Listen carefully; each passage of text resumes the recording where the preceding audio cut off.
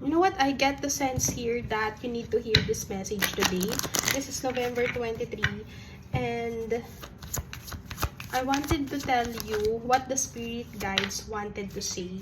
So, I just feel here the numbers 2222.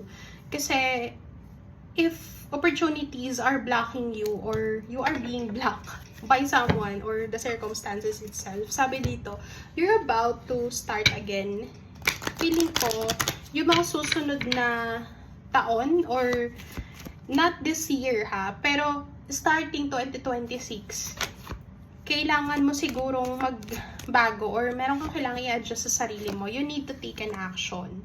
So, if ever na hindi ka sure sa desisyon mo para sa career mo, this is for career.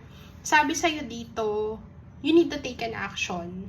So, maybe, if you need to submit something or may kailangan kang kompletuhin, gawin mo na daw.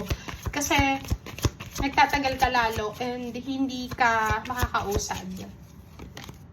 Okay, get more information. Sinasabi rin sa'yo dito that what makes you as a person is your knowledge and your intelligence. So, sinasabi dito na it's not really necessarily na kailangan matalino ka. Because you have the abilities and feeling ko, yung talent itself, yung skills mo, yan yung magpapayaman sa'yo. Hindi sinasabi dito na you have to be smart enough for you to get where you want. Kasi, hindi yan yung batayan. Yun ang sinasabi sa'yo ng guides mo na hindi yan ang batayan.